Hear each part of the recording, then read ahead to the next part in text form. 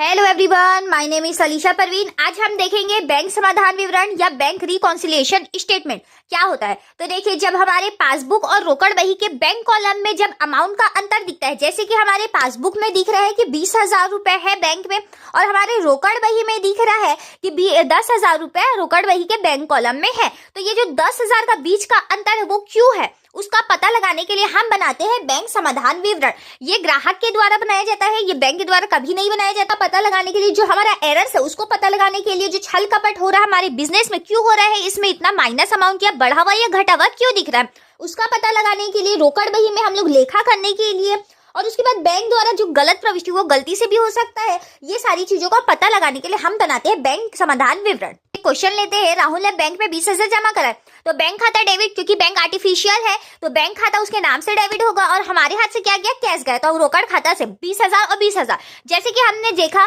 कि हम जब बैंक में पैसा जमा करते हैं तो हम तो बैंक का खाता डेबिट करते हैं, लेकिन हमारे पास मैसेज आता है कि your account has been credited. वो क्यों आता है, तो देखिए, हम अपने याद रखने के लिए कि बैंक में कितना पैसा जमा किए, हम रोकड़ बही में कैश बुक में जाके बैंक खाता डेबिट रोकड़ खाता से करते हैं। अब पासबुक में भी तो हमारा एंट्री होगा, वो पासबुक में कौन एंट्री करेगा, वो करेगा बैंक वाला, तो उसे भी तो इतने सारे कस्टमर उसके होते हैं, उसे ध्यान रखने के लिए भी तो एंट्री करना होता है। तो उस कंडीशन में बैंक वाला जब अपने पासबुक में एंट्री करेगा,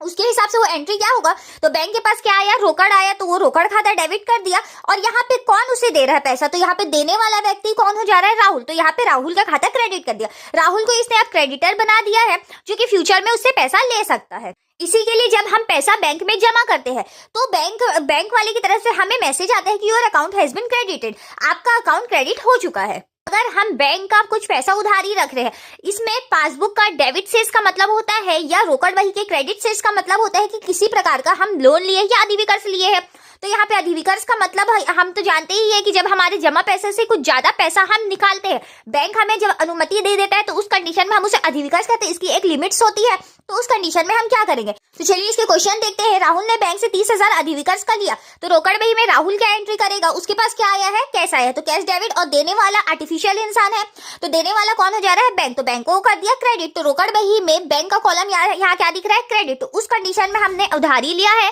अब वैसे ही पासबुक वाला भी अपने अकाउंट्स में एंट्री करेगा, तो यहाँ पे पाने वाला व्यक्ति कौन हो रहा है, राहुल, तो उसका अकाउंट कर दिया वो डेबिट, और उसके पास से क्या जा रहा है, कैश, तो वहां पे कर दिया क्रेडिट। तो यहाँ पे आप देख सकते हैं, जब हम किसी तरीके का अधिविकर्ष या लोन लेते हैं तो हमारा रोकड़ बही में बैंक का कॉलम हम करते हैं क्रेडिट, और जस्ट उसके विपरीत पासबुक में वो हमारा अकाउंट करता है डेबिट। तो यहाँ पे आप देख सकते हैं, यहाँ पे हमारा उल्टा चलता है, रोकड़ बही का क्रेडिट सेस जब होता है तो वो पासबुक का डेबिट सेस होता है, और जब रोकड़ बही का डेबिट सेस होता है मींस बैंक खाता डेबिट होता है तो वो पासबुक का होता है।